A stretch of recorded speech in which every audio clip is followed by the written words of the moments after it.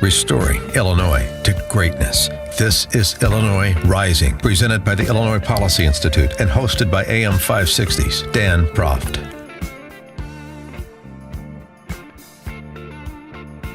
Dan Proft back with Cole Lauterbach, reporter for the Illinois News Network. And Cole, big story this week. Denny Hastert sentenced to 15 months in prison, 2 years of supervised release, $250,000 fine. This was 1.5 times the prison sentence, 1.5 times what the federal prosecutors and U.S. Attorney Zach Fardon had recommended to Judge Durkin as part of the plea agreement with Denny Hastert, so that Hastert pled guilty to these illegal structured bank withdrawals.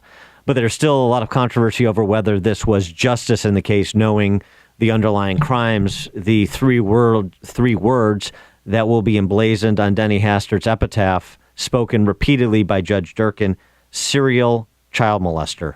I do find it fitting that the highest-ranking United States official to ever serve time in prison is from Illinois.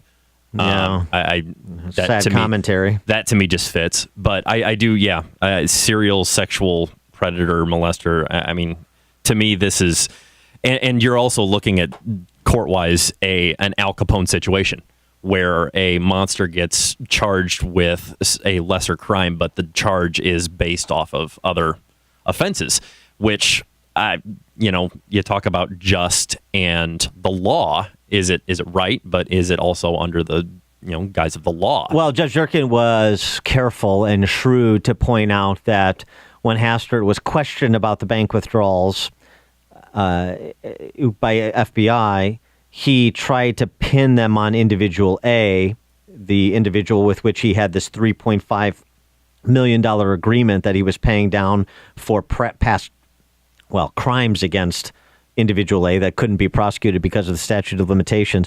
Durkin raised that to factor that in as to why he made the unusual move of disregarding what federal prosecutors had recommended and imposing a more stringent sentence than they had requested. So kind of preparing himself, trying to insulate himself from an appeal for exactly that argument. But here, Zach Fardon, there are other people that have questions to answer. Now that we are starting to get a fuller appreciation of the truth of the situation with Denny Hastert, an evil person, a sexual predator. Zach Fardon said this after Judge Durkin handed down the sentence on Hastert. Followed the case where it led. We brought the charges we could bring. And through that, Mr. Hastert's legend and legacy are gone. And in its place are a broken, humiliated man. That is as it should be. Well, he's right about the second half of that in terms of as it should be. But the first half of what Fardon said, essentially, we did what we could. Well, by definition, you didn't do what you could because Judge Durkin did more than you did. Right.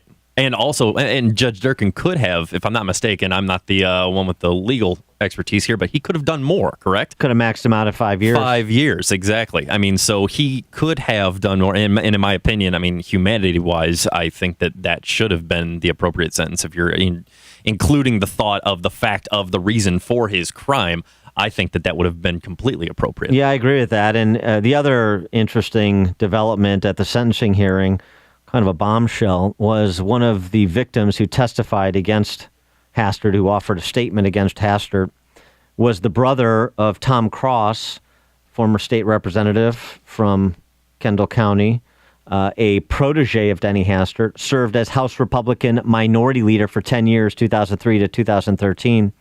And Cross had been previously asked by Hastert to offer a character statement on Hastert's behalf.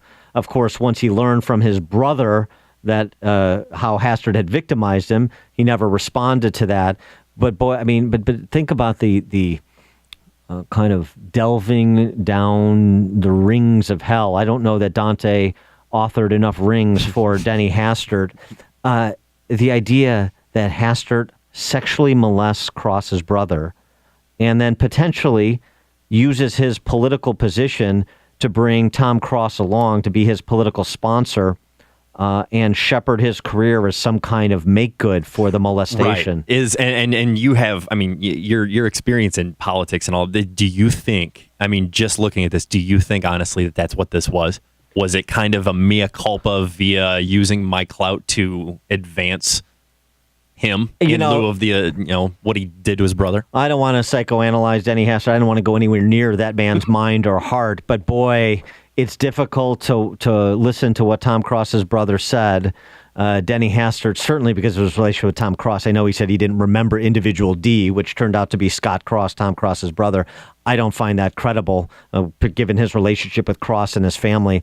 And it's hard not to look at that as well as everything Hastert did in his public life and not believe that his private crimes, his private predation of young boys influenced every public decision he made. And this is why it's so important to talk about character in our politics, not just the positions you take on particular public policy issues. But at the same time, you've got a situation where this man is, he was moral oral, and in all standings, even in the Illinois House, he was part of that. What do they call the moral majority honor roll back in the day that they had? I mean, this is a man that ran on moral principles and upstanding character.